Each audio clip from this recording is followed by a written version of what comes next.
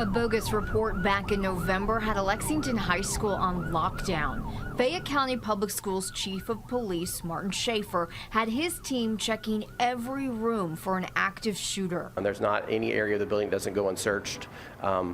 And that every the campus, inside the building, outside the building, before that is lifted. We pulled the Lexington Police Department's incident report. It shows they were the first at exactly 9:00:52 to get the call from the 911 center of an active shooter. 911, where's your emergency? School police were notified at 9:01:30.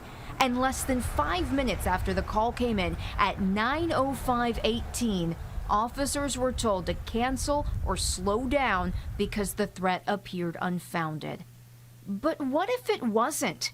Is the Fayette County Public School Police Force equipped to take on an active shooter, or are they outgunned? As a police officer, you are trained to immediately stop the threat. As soon as possible, stop the threat. No matter what equipment you have. No matter what equipment you have. We requested records from Fayette County, 7 surrounding school districts, and the largest district in the state. The Jefferson County Public Schools spokesperson told us their school resource officers aren't equipped, but they all have been certified to use patrol rifles previously. Franklin, Scott, Madison, Bourbon, Woodford, Clark, and Jessamine all have officers walking the halls that are patrol rifle certified and equipped. The custodian of records for Fayette County said they have no proof of patrol rifle certification and no list of anyone certified to use them.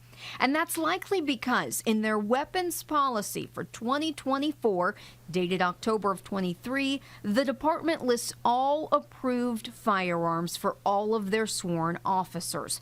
Patrol rifles are not listed.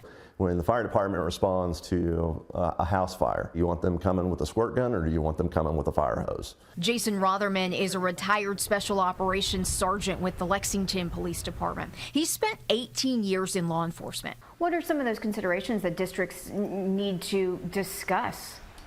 Well, obviously storage is where do they keep the weapon? That varies obviously with the size of the department and who's providing, what's the sheriff's office or if it's an independent police agency. The decision to give Fayette County Public Schools officers patrol rifles would have to come from the school board. You're talking about very educated people, not necessarily having law enforcement or tactical background, making policies that impact law enforcement and training and the deployment of these things. So I think it really takes a collaboration. Districts that use officers from local law enforcement agencies don't need permission from school boards. If you are a police department or a sheriff's office providing patrol services, it's kind of assumed, and at this point I think it's kind of a no-brainer to, if you can provide those resources, you do.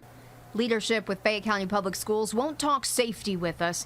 Their statement read in part, "The men and women who serve FCPS are highly trained professionals with years of experience in both local and state law enforcement."